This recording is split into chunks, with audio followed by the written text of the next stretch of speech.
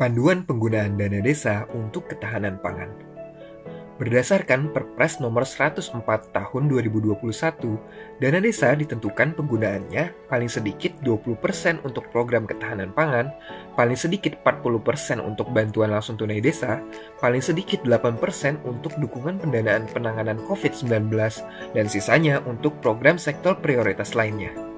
Ketahanan pangan termasuk ke dalam prioritas penggunaan dana desa tahun 2023 sesuai Permen Desa PDTT nomor 8 tahun 2022 sebagai program prioritas nasional sesuai kewenangan desa, yaitu pada poin ketahanan pangan nabati dan hewani.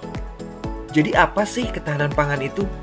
Ketahanan pangan menurut Kepmen Desa PDTT nomor 82 tahun 2022 tentang pedoman ketahanan pangan di desa adalah kondisi terpenuhinya pangan bagi masyarakat desa sampai dengan perseorangan yang tercermin dari tersedianya pangan yang cukup, baik jumlah maupun mutunya, aman, beragam, bergizi, merata, dan terjangkau serta tidak bertentangan dengan agama, keyakinan, dan budaya masyarakat untuk dapat hidup sehat, aktif, dan produktif secara berkelanjutan.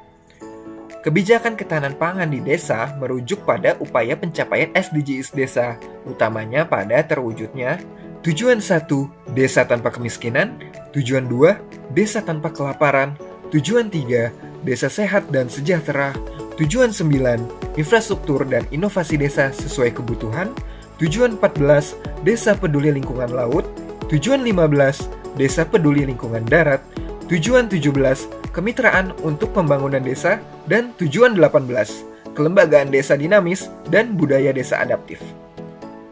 Indikator ketahanan pangan di desa terbagi menjadi 3 unsur, yaitu ketersediaan pangan di desa, keterjangkauan pangan di desa, dan pemanfaatan pangan di desa. Program ketahanan pangan dapat dibiayai menggunakan APBDes, baik melalui dana desa ataupun sumber lainnya. Langkah-langkah pemanfaatan dana desa untuk ketahanan pangan di desa yaitu dengan 1. Memastikan program kegiatan yang direncanakan merupakan kewenangan desa. 2. Disepakati dan diputuskan dalam musyawarah desa. 3. Program kegiatan yang direncanakan masuk dalam RKPDes dan APBDes. Dan 4. RKPDes dan APBDes dipublikasikan sesuai ketentuan peraturan perundang-undangan. Penggunaan dana desa dalam penguatan ketahanan pangan nabati dan hewani berdasarkan Permen Desa PDTT nomor 8 tahun 2022 tentang prioritas penggunaan dana desa tahun 2023 diprioritaskan untuk 1.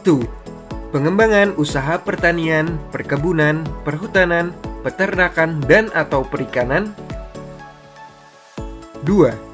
Pembangunan dan pengelolaan lumbung pangan desa. 3. Pengolahan pasca panen.